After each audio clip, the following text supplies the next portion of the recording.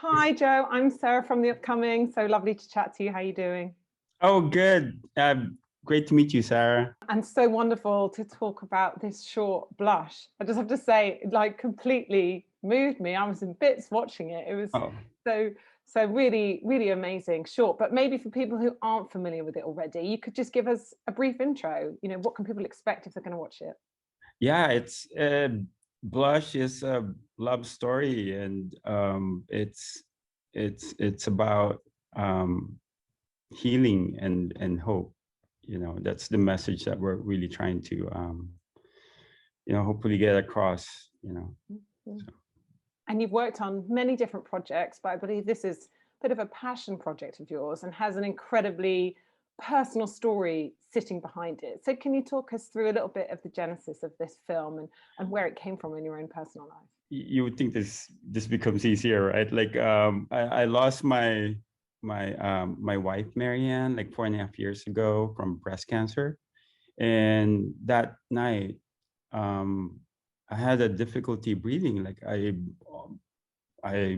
it was scary, like I couldn't breathe. And then I had to call like a friend of ours who's a doctor to tell me that I'm having a panic attacks. Like I've never had panic attacks before, and that's kind of where it kind of got stuck with me, and then I kind of like struggled to go back to work, and I and then it's just through my kids, and this is where the message of hope and healing comes in.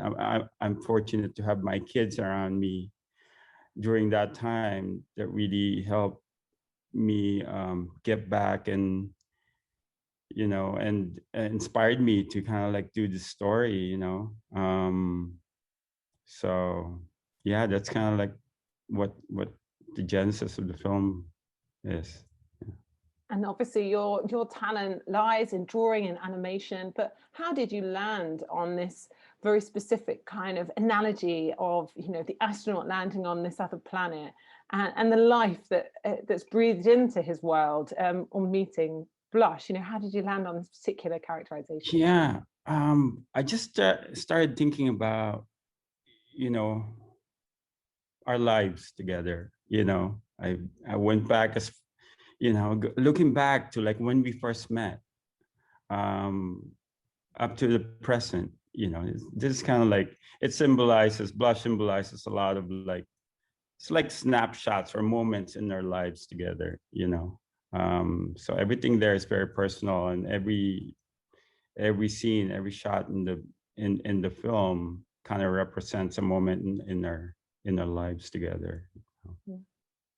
And what do you think it is about the medium of animation that allows us to kind of tell these stories, I guess, in a different way than perhaps if you're watching like a feature film? So both from the side of how it affects the viewer, but also for you, perhaps, is there a form of catharsis, a form of therapy in putting all your feelings into a project like this? Yeah, it's when I first thought about the story, I wasn't sure. I wasn't sure how to go about it. Like how am I gonna tell the story? Like what medium? I work in animation, obviously. It. But just thinking about it, it was just yeah. I wanted to create the world, and it became obvious afterwards that it needs to be CG, and the process it is very catharsis. Just that sharing the story, right? It's so personal.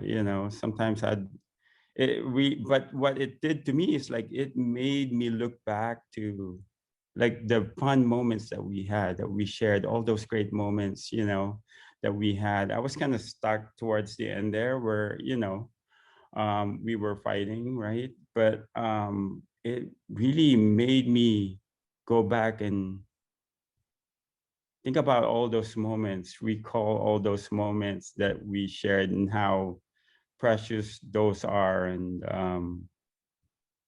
yeah, that my life with her was had been very special because of all of those, I hope I answered your question, Sarah. Sorry. Yeah. And in terms of the visual style, is that something that you've developed from your own work over time, or do you take influences from other animators? How do you land on that particular visual style?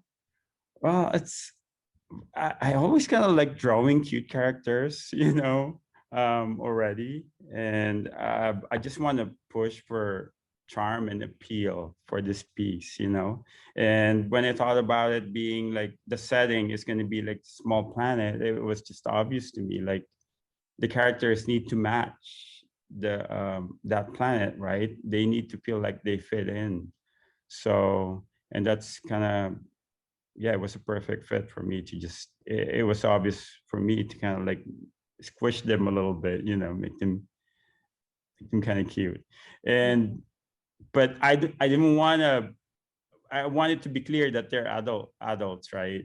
That's why the astronaut has that stubble, and it's kind of loosely based on me, so.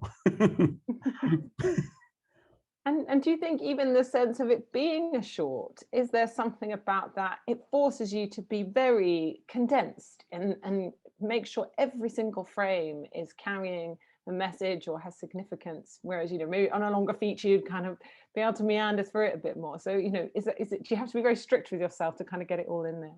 Oh yeah. And I didn't, I'm very fortunate going into production, having a story reel put together, because it was me and 4 other story artists, and of course John, that really helped kind of like condense it. And it's kind of challenging, because there's so much I want to show, but that's why I love about shorts, is it challenges you to like just be pure to the story that you wanna tell, right? Like, you can't afford any shoe leather, so. And what do you hope the impact of this film will be? I mean, like I said at the beginning, it really affected me. So it's both kind of, heartbreaking at times, but it's also an incredibly hopeful, uplifting sense to it. So, what do you hope people take away? Yeah, I love hearing that, Sarah, and thank you for sharing that, because yeah, it is sad, right? Like, but primarily it's the message of hope and healing that I'm so glad that you got at the end of it, and you didn't come out like sad after watching it. It's more, I want people to come out like, hopeful. And yeah, there's just that message of like, when you go through something like that, one way to kind of like help you get through it, it's like just surround yourself with people you love, you know. And do you think it has renewed significance, thinking about what, been through the pandemic? Lots of people have lost loved ones, people close to them. So, it could even hit in a different way, perhaps, now that it's being released now. Yeah. And it just so happened, right? Like, while we were working on it, and it's all made from everyone's home, during quarantine. I think it kind of becomes universal too, right? Like it's like, hopefully this can be a tool for people who lost a loved one, and to help through their grieving. And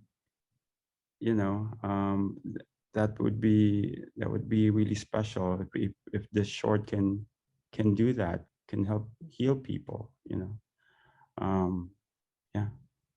And I really liked, just to go back to the title of it, I think it was very sweet that it was, kind of that your partner, it's like one of her traits. So you can talk a bit about the why you landed on the title. Yeah. So I had to go back to like when we first met, when I like I said, like when I first thought about the concept of it, and just telling it from the very beginning. That's how I met Marianne. It's like our first week in college, I heard this big like laughter, like that filling up the room from across our classroom, right? And then I walked over there, and she's like the smallest in our class too. And I introduced myself, and when she turned around, she like blushed completely, like changed color. Um, it was a little concerning. It's like, but I was so charmed by it. I thought she was into me, but I soon found out that no, that's her thing. She just blushes like all the time, like for no reason sometimes. But and her nickname in high school was Ketchup, so she was known to blush. But it was too late. I was already charmed by it, so I ended up like pursuing her, and the rest is history, I guess. Oh, well, I'm out of time, but that's such a beautiful story, and it's loved to get some insight and behind the meaning of this beautiful little short. So thanks so much for your time. Thanks for Oh, thank you so much, Sarah. It's all lovely right. to meet you Yeah. too. Thanks a lot, Joe. Thank you. Take care.